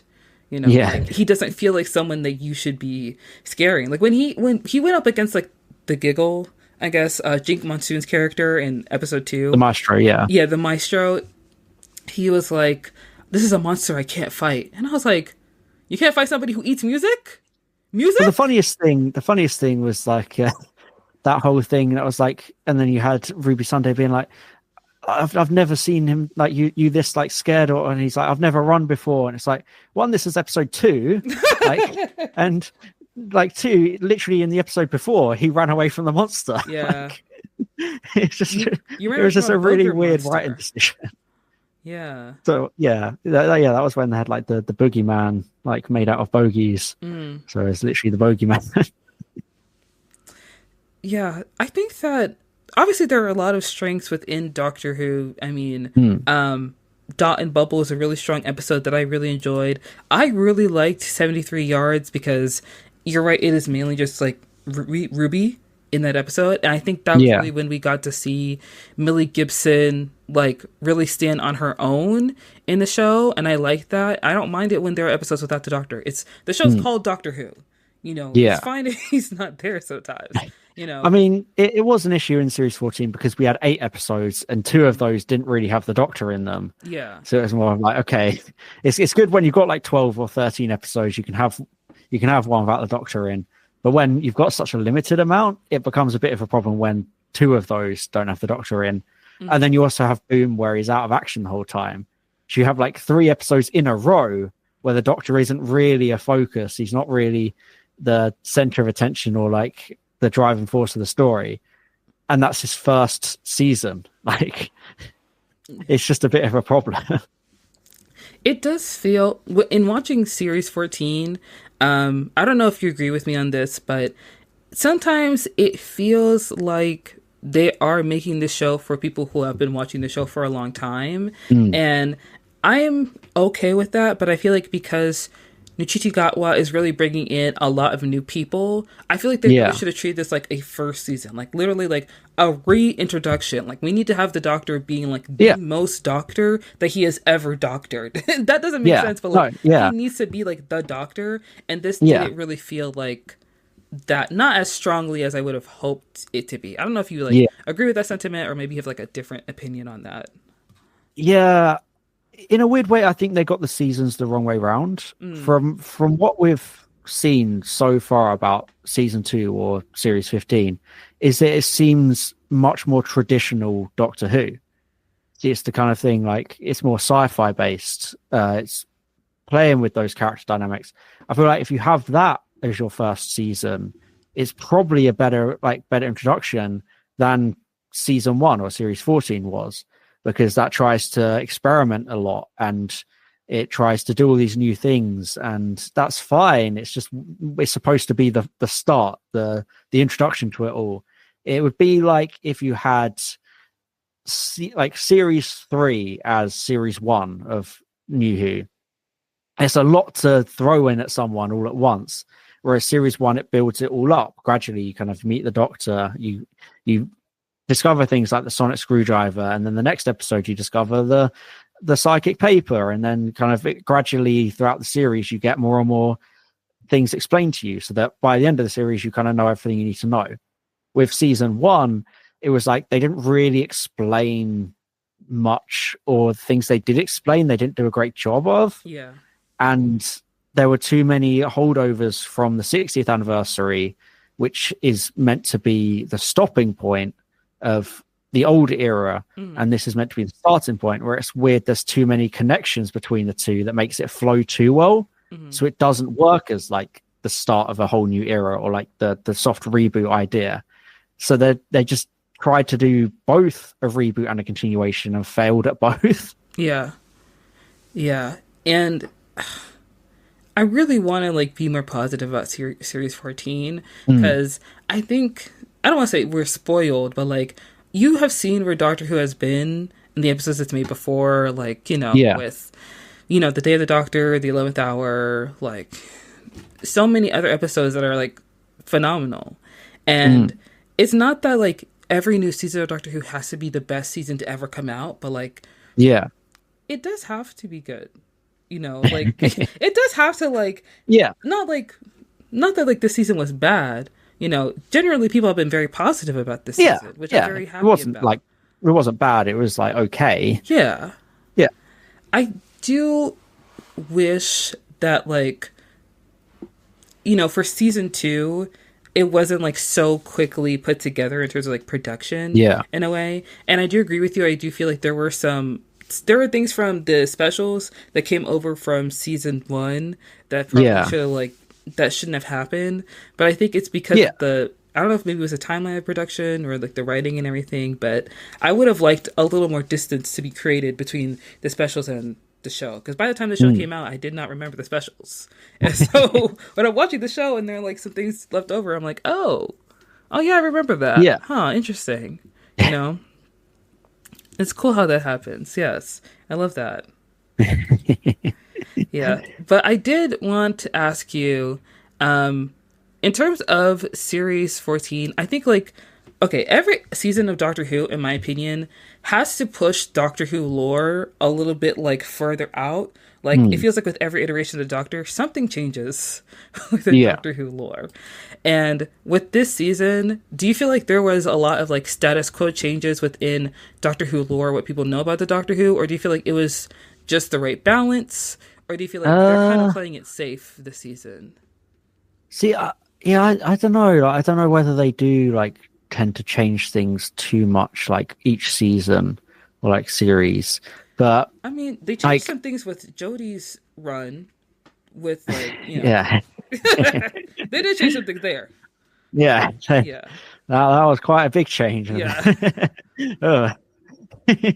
People have strong opinions about that one. Mm, Uh, so in season 1, I guess the big change was like Sutek, this villain from like the 1970s that 90% of the people who started watching from New Who don't even know about. yeah. Yeah, he was there the whole time. We're going to have you watch on a literal little TV screen so we can explain who this guy is and why he's here now. It's like, okay, that was a bit weird. Do you Mm, throw that in there? Like, is that necessary? Oh, yeah, and he's a giant dog now for reasons. So I guess that's like the big change. But that was very badly handled, hmm. I think. Uh, just so much went wrong with that finale. Yeah. I think that's why people tend to think quite badly on season 1 as a whole, was because of the finale. Hmm. It kind of, I think a lot of people were being quite patient with some of the mysteries throughout the series and being like, okay, well, it will probably have a good reveal. And then when the reveal comes, it's like, oh, that's not a very good mystery. No. You kind of go back and it kind of taints your view of the rest of the episodes. And yeah, I think the finale being as bad as it was really affected how people remember series 14, and it really damaged the hype for series 15, because I think there's like almost no trust in Russell T Davies anymore for like series arcs or major plot points, so that when we're getting more and it's like he's doing all these things, like why Miss Belinda Chandra, like things like, it's like, will it actually make a difference? Like, you know, it's like if you go back to if he did this stuff with like series 1, it's like, why is Rose named after a flower? And it's like, well, there's no reason to it. She's just called Rose. It's like, but it's like if he acts like it's a mystery, it's like, oh, people will watch, and it turns out it's not a mystery and there's no actual reason, and then that just annoys people who he like, especially because he does this thing where I think it was with 73 Yards or it was with the finale, or he basically said, or it might have been with Ruby's mum actually, or he basically said like he blamed like the fans for coming up with all these theories about what it actually was. And it's like, Well, I say blamed fans. He kind of like lightly, like he kind of like joked, being like, "Oh, the fans can't rule these things," and like then they're like, "Oh, why didn't this happen?" It's like, well, you told us that it was important and special. Obviously, we're going to come up with all these theories, and we're not mad that our theories didn't come true. Right. We're mad that literally even the worst theories we had were better than what you came up with. Like, that's the reason. It's because you hyped it up to be like, whoa, what's this? What's this? Why she got it? And it's like her mum pointed at a church sign. That was like the whole thing. She pointed at a street sign, and that's why Ruby's called Ruby. And it's like, well, no one was actually there to see that she pointed. She just conveniently got called Ruby anyway. Yeah. So like, it just didn't make any sense with the whole pointing thing. Also, if you keep bringing up the fact that like the companion is special in a way, in the end, like she's not special, it's like, well, then what are we doing here? Because that's the thing. So I don't mind that per se. Mm-hmm. I think what they did wrong with it. So the idea that she's not actually special, that's fine. It's the way they handled it and the story they built around it, where they showed her to actually be special by being able to like conjure up snow and things like that. Right. And then at the end they say, "Oh, she was special because we believed she was special." So suddenly that made us. It's like, what are you on about? Like, what is going on here? Right. It's interesting because, like, when you look at the previous companions in Doctor Who, not all of them are special, but like when they continue on their travels with the Doctor, they do change. You know, like Roy is like what was Roy the like Rory? Yeah, Rory. He was like he was Amy's husband by the end of series 5, and he like did that whole thing of he became an Auton, and then he guarded the Pandorica for the whole time, and then kind of he became an equal level companion to Amy in series 6 and series 7, and like characters go through their developments, and Rose, she starts off normal, and by the end of series 1 she absorbs the time vortex and becomes a god. It's not that she was like secretly a god the whole time or anything like that. She just did that because of her relationship with the Doctor and kind of how she'd grown as a person, the kind of independence. And then but with Ruby they kind of do the whole thing of like, she's special, no she's not special, but she also is actually still kind of special. So it's like I find it funny that Russell T Davies like joked about how the fans had too high expectations, because this also happened with Sherlock when they came back for season 2 after the Rhinebeck fall. There was like one little scene in the first episode of season 3, I believe, where Anders is one of like the investigators that works with Sherlock, the BBC show, and Sherlock is basically like going through his mind palace, because like essentially the first episode of season 3 is like you follow John because he's lonely and he's sad. He has a mustache now because Sherlock is dead. And guess what? Sherlock is not dead. Sherlock is talking to John. He's like, "This is how I survived the fall." And he's going through his mind palace while he's falling back down the building. And he's like explaining to John how this happened. And he has like this vision of Anders talking to fan theorists of Sherlock about how he could possibly survive the fall. And essentially fans took that as like a dig at actual fans because, forgive me for being a fan of a mystery show and trying to figure out the mystery of how the greatest detective in all the land survived a fall from the tall building. Like, forgive me for being presumptuous and trying to like have a little bit of fun with something that I enjoy. I'm sorry, Moffat, that I try to step into your back. Maybe I should shut up. But obviously Russell T Davies is not doing that exactly. But, I've noticed that like sometimes creators get like a little, prickly when people obviously like critique their work, and obviously that comes with the territory. Like Russell T Davies is like a grown man, he could take it, but at the same time, like maybe he did not expect people to be so negative towards the finale. But if you're Russell T Davies, you've written episodes like Army of Ghosts, you've written Doomsday, like Journey's End. Like there are a lot of episodes he's done that are very solid within the Doctor Who canon. And, you're returning to Doctor Who in this new series and you give us this finale in comparison. Like people are going to have some thoughts. Yeah. They're going to say something. By far the worst finale he's ever written. It's probably like, it just continues the trend of like, I feel like Doctor Who finales just keep getting worse. Yeah. Like with the exception of Flux, maybe because it wasn't as bad as of a finale as series 12 and series 11. But like, yeah, you go series 11 was really bad, everyone hated it. Series 12 was even worse, everyone hated it. And then series 14, maybe not as bad, but still really bad. Like, it just feels like ever since we had like the really good series 10 finale, we've just been cursed with bad finales ever since. Because yeah, Flux's finale wasn't really great either. It just wasn't as bad as the previous two finales. But it's just, yeah, ever since we just only seem to get bad finales that just series 14 or season 1 just had such a shocking end that it's just like, I don't know what they were doing. Yeah. And it's interesting because like I've become someone who is really into like writing and writing stories. And I feel like when you're in the midst of a story and you're writing, like there is a moment where you have to like kind of like read back what you're writing and making sure that it makes sense. And when I'm watching the finale, and I'm watching like the evil dog. I know he's not the evil dog, but like I keep looking like that is such an ugly dog.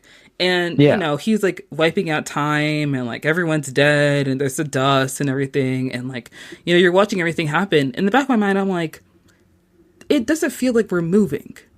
Like something terrible has happened, but like now it feels like we're kind of like stuck in this terrible thing. Yeah, the big issue I had with the finale was that they escalated the threat so much at the beginning of the second part. They were like, literally everyone, the entire universe is dead.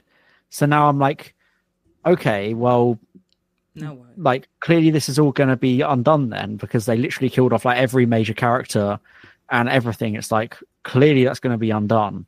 And it wasn't even in like a series 5 finale way where like the whole universe exploded at the end of the Pandora opens. That was more of a case of like, oh, how are they going to deal with this? Because Earth was still shown to be there. So it was like, okay, well, how were they possibly going to deal with this? Our main characters were still there. But with this finale, they killed off everyone within like the first like 4 minutes of the episode. And it was like, okay, this is really extreme, way too extreme, like to be all suddenly happening. And then the rest of the episode, you just have Sutek, a giant dog, sitting on a TARDIS the whole time doing nothing. Like, he's literally just not doing anything. Yeah, I don't know. I really don't know how to feel about the finale because I try to approach every new season of Doctor Who with like some kind of grace, so to speak. I mean, I do too. It's exhausting to try and do. You're like, listen, they're doing their best. They're doing their best. I am not in the writer's room. I was excited for season 1. I just feel like it kept letting me down. I was very, very sad about that. I wanted to like the Empire Death. I did. But if you have pretty much all the side characters being wiped out immediately at the start of your episode, and then it's like, oh, we just started, so where do we go from here? And then for most of the episode, we're just kind of like sitting around, not really doing much. This doesn't feel like a finale. Who the villain is, like... This doesn't feel like a finale, because like when you think about like other episodes of Doctor Who where like one by one people are getting killed off, like you can feel the pressure, you can feel the fear, you can feel like the intensity, like something has to be done. Like the Doctor is trying to figure out a solution. Like I remember I think it was a Christmas special where he's like on the Titanic, I think it is, and like he has this group of people following him around, and every single person dies right after the other, and it's just the Doctor at the end. Like it's literally two survivors at the end, and one of them is like the guy you're meant to hate, and it's like a whole thing of like, well, the Doctor can't decide who gets to survive, and it's like a powerful moment. But it's that whole thing if you just see it as you go, like they're constantly dying, and rather than them all dying at once at the start, and then be like, okay, well, clearly they're going to be fine then. It's definitely something where I don't know what else to say because I'm trying to be nice right now.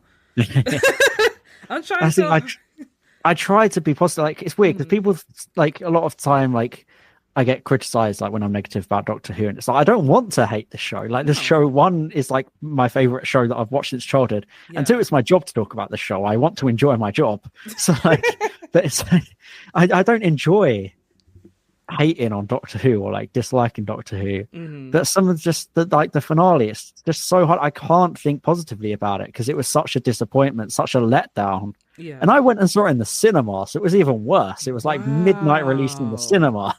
So that's crazy. Yeah. Wow, that is. Imagine going to pay money to see something that was like not even worth it. Yeah. I mean, Yeah. the worst part was I thought they were going to stitch together both finales into like an omnibus for the cinema because that would make sense. But Mm. no, they played Legend of Ruby Sunday, stopped it, had like a 15-minute intermission of just like a blank screen, like counting down, and then they played Empire of Death. And it was like, well, what's the point then? Like, why not just combine the two? Because it Yikes. clearly looked like it was supposed to be combined into one. Yeah. Like the cliffhanger was like it was a decent cliffhanger, but it wasn't like a huge cliffhanger. It's like you can easily stitch them together Hmm. without losing the impact of the that cliffhanger. But yeah, it just made no sense that they and then yeah got out at like 1 a.m. and I was just like, what? Why did I do that? Like, it was not worth it. The thing about Doctor Who finales is that, like, oftentimes when the problem presents itself, it is so insurmountable that you Hmm. yourself cannot come up with a solution. And when Yeah. it is resolved, every time I remember watching, I don't remember which finales was exactly, but it was the one with the Master, the Doctor, Rose with the Companion, and they were separated by the wall. And I think you mixed up like two different ones there. God damn. Okay. I think it was the one with the wall where like Yeah. that one finale, because I need to go back and rewatch Doctor Who. This happens every time I watch a new season. I think about all the old episodes and I'm like, I don't remember when this happened, but I remember so clearly how it made me feel. Yeah. And in watching like past finales of Doctor Who, whenever the problem seems so insurmountable that I myself cannot figure it out and it's Mm. resolved at the end, it's like, oh my God, somebody give them an Emmy. Somebody give them like $1 million. This is amazing. And then you're watching the new finales and it's like, I should not be able to write this better than you. What's going on? What's Yeah. happening? We've lost the It, plot. it was this weird thing with season one because Russell T Davies isn't good at finales. Mm, Like series one finale was really good because he'd actually set up like the Deus Ex Machina TARDIS heart thing in the episode before, like in yeah. Boomtown. He'd established that, so it made more sense. Then Doomsday, like it's a decent finale. It's not too much of Deus Ex Machina. They open a thing up and there's consequence to it. But then series 3 and series 4, like I like those finales, but they hinge on something just ridiculous happening that can just reverse everything. Yeah. Like series 3, he literally just hits a button, like they break the paradox machine or whatever, and it just undoes everything from the finale. Hmm. And then series 4, they have Donna flip a switch, and then suddenly they're flipping all these switches and levers, and they're sending all the planets back, and everyone lives happy ever after. Hmm. I guess the only difference is with those two is that there are still personal consequences to it. Like in series 3, you still have the effect it has on Martha's family, so that means Yeah. Martha has to stay. It still has the Master dying. It still has, the effect that has on the Doctor. It has Captain Jack deciding to go back to Torchwood. It has consequences, even though the physical events were undone. But then Empire of Death undoes everything, but there's no real consequences there. It's just everything's back to normal. Hmm. And it's the same thing. It's the problem Davis had with hitting the reset button, except without the upside he had of the character development it led to. It just completely like negates everything from the episode. Hmm. Yeah. You're right. It does go back to the characters because the Doctor and his companion don't feel as connected or like as they don't mesh as well. Because I think besides Ncuti Gatwa and Millie Gibson playing the Doctor and the Companion, the only other pairing that I feel like wasn't as strong was when Matt Smith was, the 11th Doctor and he had Clara as his companion. And I do kind of attribute that somewhat to like some of the writing for Clara, but like I remember watching that season and just not feeling the connection as much as I did before with like obviously the Pawns and also with River Song. But eventually they really do find their footing and they do kind of like mesh well as like Doctor and Companion. And then with 15 and now with Ruby Sunday, it does feel very surface level in a way. And you do need these emotional stakes in that pairing for you to really feel like there is something to lose. Like there is something that will have to be given up at the end of this season. Like something terrible is going to go wrong. And I wanted so badly to just like have like a positive reaction to the finale. But once I was finished with series 14, I was just kind of like, series 15 is already underway, so yeah. It's not really much time for them to like learn from their issues. Yeah, and I do want to say, like, I think series 15 might be better. It might be better, but I don't know. Yeah, I'm not in the writers' room. I can't say for certain, but like, I think it's a very strange phenomenon. Like, for me personally, whenever I watch a show, the new season of a show, I always rewatch it from the beginning to the new season. I can't do that with Doctor Who because like there are so many seasons, and it's so hard to find them all in one place. So I just watch the new series. But I find that whenever I finish watching the new series of Doctor Who, I need to watch it from the beginning again because it's like, this can't be where the show is now. Like, I remember the show being completely different. Like, this can't be where we're at. And now I feel the same thing. And then series 14, I was like, I need to get back into Doctor Who. Like, seriously, get back into Doctor Who. Yeah. Because something's off. Yeah. I don't know. I think that, like, maybe I'm the only person that... maybe not the only person that feels the way, but, like, I think whenever you rewatch a show before anticipating, like, the next season, it's in excitement for where the story has gone. But now with Doctor Who, I don't know if it's because of the different doctors we've had, or the different showrunners that we've had, or the different writers. It feels like every season just seems to start off at a different place. There's a different tone. There's a different, like, underlying message being sent out. And, like, now with this series, I know you said that, like, Disney doesn't have a huge, like, creative control over series 14, and it seems like Russell C. Davies is just kind of like adjusting his writing so that Disney feels like they do.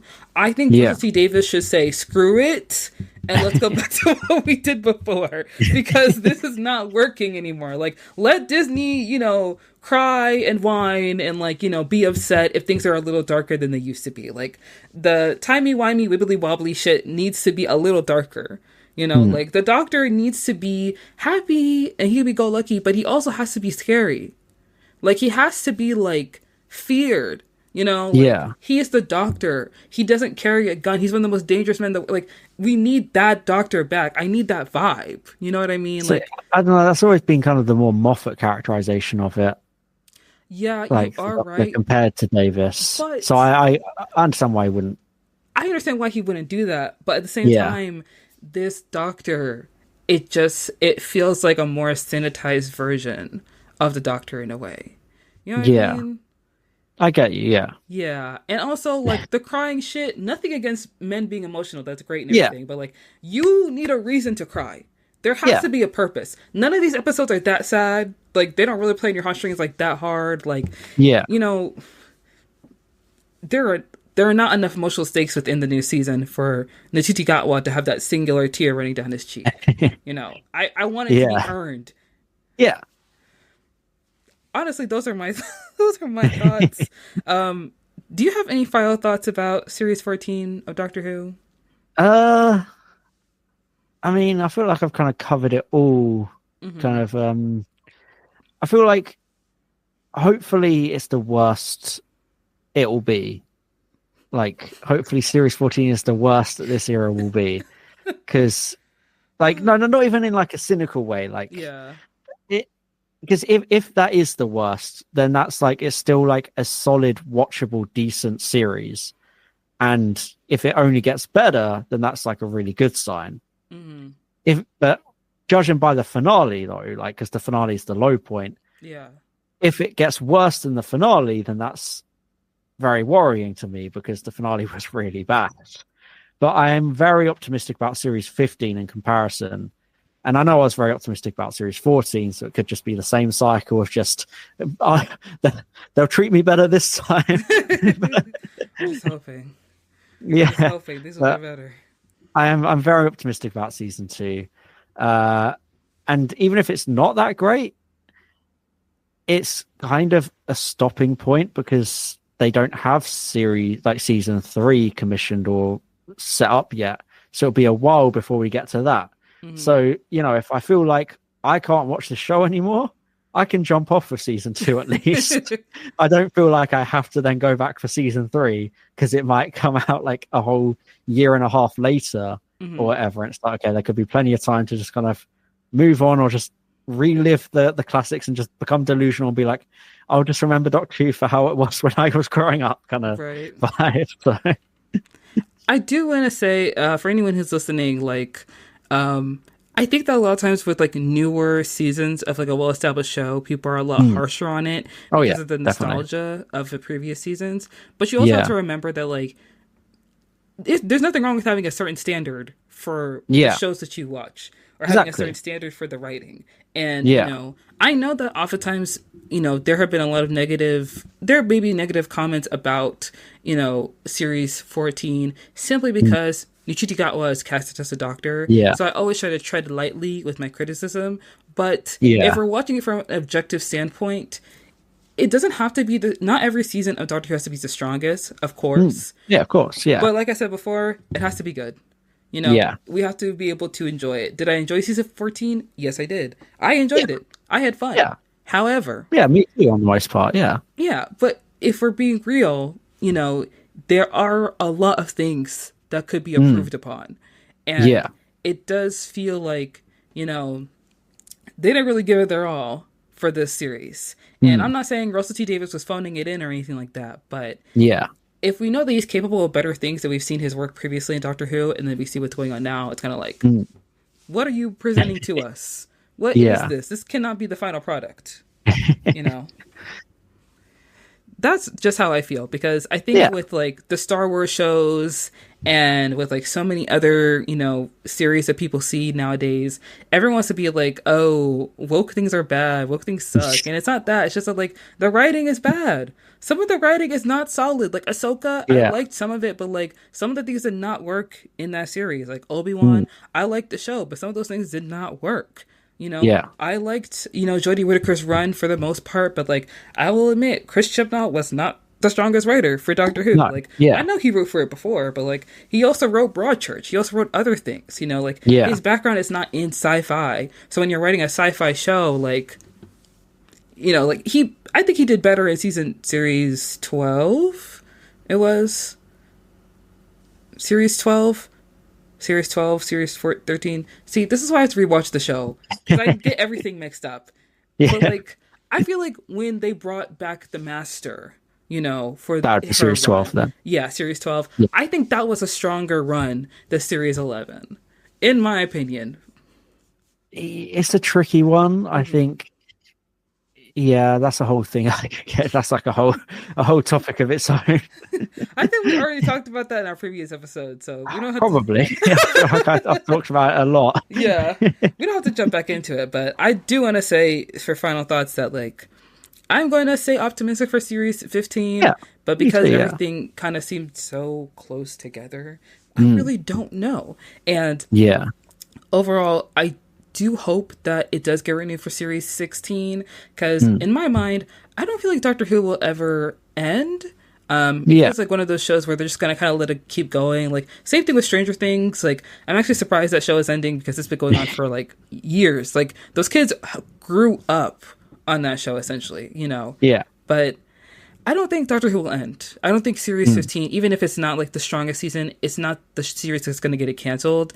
And you know, whatever happens next for series 15, I'm just going to assume that like it will be entertaining enough to keep people engaged, you know, to like see what's next for Doctor Who. Yeah, definitely. Yes. But guys, I want to thank you so much for tuning into this week's episode of I've Been Meaning to Watch That. We're going to go ahead and wrap up the show with our last segment, which is Watch List. We're going to talk about movies and TV shows that we're excited to watch. One movie that I'm excited to watch is Mickey 17. I actually plan on watching it sometime this week because I love Bong Joon-ho. I love Robert Pattinson. I watched that last week. You did? It was really good. It's such a good movie. Yeah, I had a great time with it. Really funny. Just highly recommend it. Obviously, I don't really want to say much because there's a lot of like accidental spoilers you can get into when talking about it. It's one of those. But just really good movie, really funny. nice kind of action comedy, sci-fi, and yeah, there's nice like philosophical undercurrent to it as well. So yeah, no, I definitely watch that.